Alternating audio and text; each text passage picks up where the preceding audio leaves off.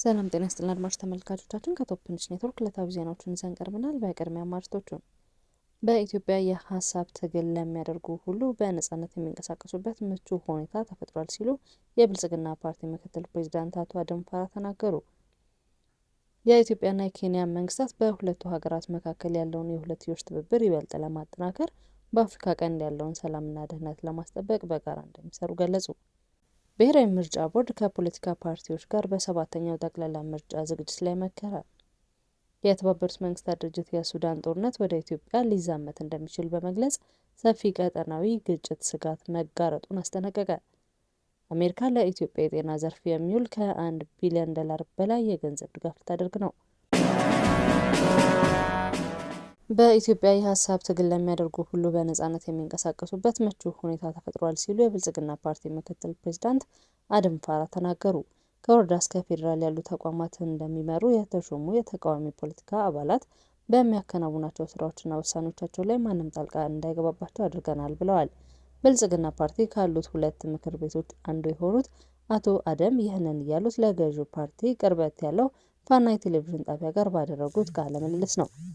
ሰኞ ታህሳስ 13 2018 ዓ.ም በተላለፈው በዚሁ ቃለ ምልልስ ላይ ከተነሱ ጉዳዮች ውስጥ ሀሳብ አልባ ፖለቲካና ከመጪው የምርጫ የፖለቲካ ፓርቲዎች ተሳትፎ ይገኙበታል።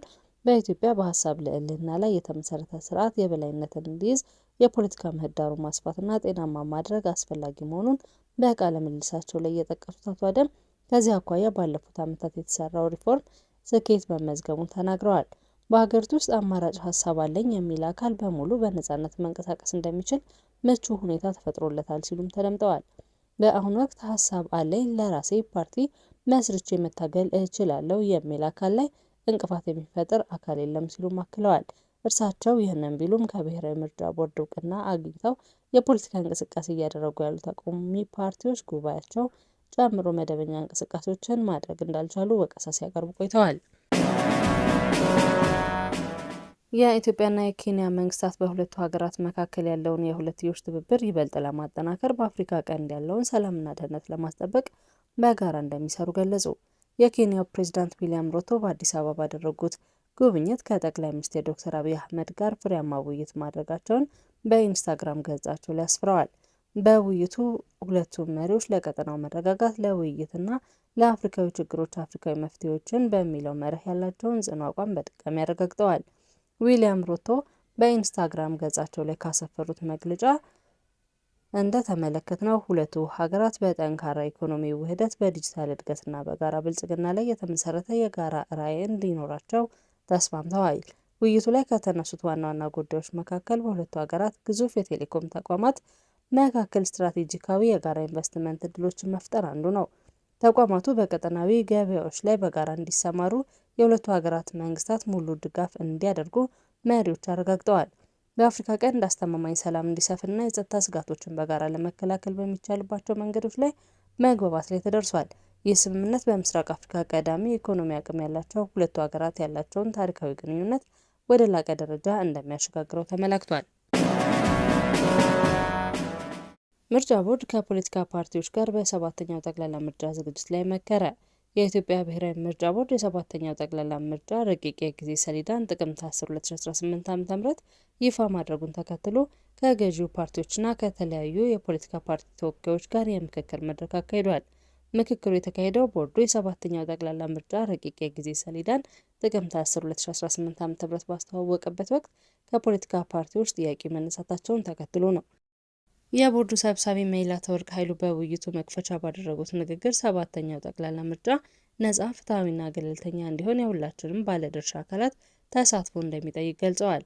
ሰብሳቢው አክለውም አስቻይ የፖለቲካ ምህዳር መፍጠርና የውይይት መድረኮችን ቀጣይነት ማረጋገጥ ለምርጫው ስኬት ወሳኝ መሆኑን አብራርተዋል። ፖለቲካ ፓርቲዎች የእጩ ድጋፍ ፊርማ ማቅረብ፣ በህዝብ ተወካዮች ምክር ቤት መታገድን አስመልክቶ ለቦርዱ ያላቸውን አድናቆት ገልጸዋል ሲሉ የቦርዱ መረጃ አመላክቷል። በተጨማሪም ምርጫውን አስመልክቶ መሟላት አሉባቸው ያሏቸውን ሁነቶች፣ አስቻይ ሁኔታዎችና የውይይት ቀጣይነትን ጨምሮ በርካታ ጉዳዮች ላይ ተሳታፊ ፖለቲካ ፓርቲዎች ያሏቸውን አስተያየቶችና ጥያቄዎች አጋርተዋል። መይላተወርቅ በውይይቱ ፓርቲዎች ለሰጡት አስተያየትና ላቀረቡት ጥያቄዎች አመስግነው የጸጥታ አስቻይ ሁኔታዎችን በተመለከተ ሌሎች ምርጫዎች የተመለከቱ ጉዳዮችን አስመልክቶ የሚኖሩ የውይይት መድረኮች ቀጣይነት ያላቸው እንደሚሆኑ ተናግረዋል። የተባበሩት መንግስታት ድርጅት የሱዳን ጦርነት ወደ ኢትዮጵያ ሊዛመት እንደሚችል በመግለጽ ሰፊ የቀጠናዊ ግጭት ስጋት መጋረጡን አስጠነቀቀ። የተባበሩት መንግስታት ድርጅት የጸጥታው ምክር ቤት በሱዳን እየተባባሰ ከጊዜ ወደ ጊዜ ዓለም አቀፋዊ መልክ እየያዘ የመጣው ግጭት ወደ ጎረቤት ሀገራት በተለይም ወደ ኢትዮጵያ ሊዛመት እንደሚችል አስጠንቅቋል። ይህም ሊሆን የሚችለው ውጊያው እየበረታ፣ የጦር መሳሪያዎች ስርጭት እየጨመረና ታጣቂ ቡድኖች ባልታጠቁ ድንበሮች በኩል እየተንቀሳቀሱ በመሆናቸው ነው ብሏል። ለጸጥታው ምክር ቤት ገለጻ ያደረጉት የፖለቲካና ሰላም ግንባታ ጉዳዮች ረዳት ዋና ጸሐፊ ካሊድ ኪያር ጦርነቱ በቅርቡ ወደ ሱዳን የኮርዶፋን ግዛት አቅጣጫ መዞሩን ገልጸዋል። ለዚሁ መሰረት የሱዳን ፈጥኖ ደራሽ ኃይል የባባኑሱን ከተማ በጎርጎሮሳውያኑ ታህሳስ 1 ቀን የኢግሊግ የነዳጅ ማውጫውን ደግሞ በታህሳስ 8 ቀን መቆጣጠሩና በደቡብ ኮርዶፋን የሚገኙ ዋና ዋና ከተሞች አሁንም በከበባ ውስጥ መሆናቸውን አስታውቀዋል።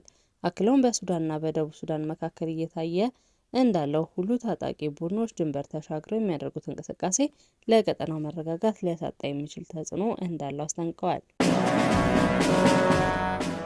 አሜሪካ ለኢትዮጵያ የጤና ዘርፍ የሚውል ከ1 ቢሊዮን ዶላር በላይ የገንዘብ ድጋፍ ልታደርግ ነው። የገንዘብ ድጋፉ በዋናነት የወባ፣ የኤችአይቪ እና የቲቪ በሽታዎችን ለመከላከል እንዲሁም የእናቶችና የህፃናትን ጤና ለመጠበቅ እንደሚውል ተገልጿል። የዩናይትድ ስቴትስ የገንዘብ ድጋፍ በኢትዮጵያና በአሜሪካ መካከል ስምምነት የተደረሰበት የጤና ትብብር ማዕቀፍ አካል ነው። ለ5 ዓመታት የሚቆየው የዚህ ትብብር የመግባቢያ ሰነድ ይፋዊ የፊርማ ስነ ስርዓት ማክሰኞ ታህሳስ 14 2018 ዓ.ም ተካሂዷል። የገንዘብ ሚኒስቴር ዋና መስሪያ ቤት በተካሄደው በዚሁ ስነ ስርዓት ላይ የአሜሪካን መንግስትን በመወከል ፊርማቸውን ያኖሩት በኢትዮጵያ የሀገሪቱ አምባሳደር የሆኑት ኤርቪን መሰንጋ ናቸው። በኢትዮጵያ በኩል የገንዘብ ሚኒስቴር አህመድ ሺዴና የጤና ሚኒስቴሯ ዶክተር መቅደስ ዳባ የመግባቢያ ስምምነቱን ፈርመዋል። የኢትዮጵያ የጤና ስርዓትን የማሻሻል ዓላማ ያለው የሁለቱ ሀገራት የመግባቢያ ስምምነት 1.466 ቢሊዮን ዶላር ኢንቨስትመንትን የሚጠይቅ ነው። ከዚህ ውስጥ አሜሪካ 1.016 ቢሊዮን ዶላሩን የምታቀርብ ሲሆን ቀሪውን 450 ሚሊዮን ዶላር በኢትዮጵያ መንግስት የሚሸፈን እንደሆነ በስነ ስርዓቱ ላይ ተገልጿል። አድማጭ ተመልካቾቻችን ከቶፕ ኒውስ ኔትወርክ ለዕለቱ ያዝናቸው ዜናዎች እነዚህ ነበሩ። መልካም ቆይታ።